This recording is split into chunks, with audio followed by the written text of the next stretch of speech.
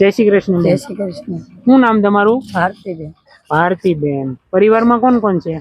2 છોકરીઓ ને 1 દીકરો. દીકરો અને 2 દીકરી તમારી, બરોબર?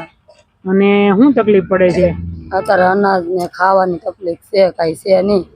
અમારા નાના બીજું કોઈ વારીદર માં નથી, એકલા 3 માં દીકરો છે. તમારા ઘરના ને શું થયું અને પેટનું કેન્સર હતું. હા, 8 વર્ષથી હતું.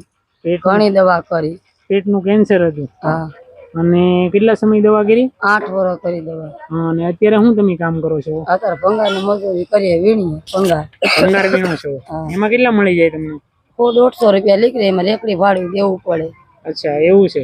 અત્યારે નથી રેવા આશરો કે કાંઈ વસ્તુ નથી, ઘર બાર કાંઈ નથી. અત્યારે કોના ઘરે રહ્યો છો? અત્યારે દાદા છે પણ શેઠાથી થાય, પણ અત્યારે કાંઈ ઘર બાર કે આશરો કાંઈ નથી રેવા.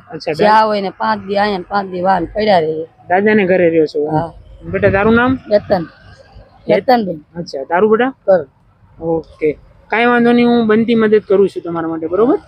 આ ભારતીબેન છે, જેના પતિને કેન્સર હતું. 8 વર્ષ લગી એની સેવા કરી, અને છેલ્લે એમનું મૃત્યુ થયું છેલ્લા 3 મહિના પહેલા.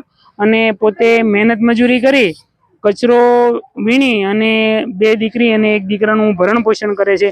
તો તમારા સાથ સહકાર અને સપોર્ટની અપેક્ષા છે. 100, 200, 500 રૂપિયા જે પણ કાંઈ અમારી ટીમને ડોનેટ કરશો તો આવા નિરાધાર અને વૃદ્ધ પરિવારોને આપણે મદદ કરશું. તો બેનને આપણે અત્યારે રાશન આપીએ છીએ. તો બેન, હું તમારા માટે રાશન લાવો છું.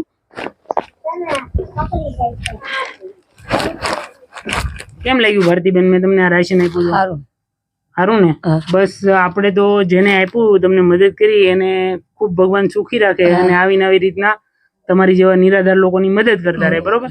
કેમ લાગ્યું બેટા? સારું લાગ્યું. કેટલું ભણી તું? 8 ધોરણ. ભાઈ કેટલું ભણ્યો? 7 ભણી. 7 ભણી. નાની બેન ભણવા જાય છે? નહીં. અચ્છા, એવું છે. તો ભણવાનું બેટા. હા, બસ દોસ્તો, આવી રીતના પ્રેમ સપોર્ટ આપતા રહેજો. આવા નિરાધાર લોકો, વૃદ્ધ લોકો હોય, એને 100, 200, 500 રૂપિયાની સહયોગની જરૂર છે, જેથી કરીને એના ઘરે અન્નનો દાણો પોગે અને કોઈ ભૂખ્યો ન સૂવે. બસ આવી રીતના પ્રેમ સપોર્ટ આપતા રહેજો. તમારા સાથ સહકારની અપેક્ષા. હાલો બેન, આવજો. જય શ્રી કૃષ્ણ. તમારે આભાર.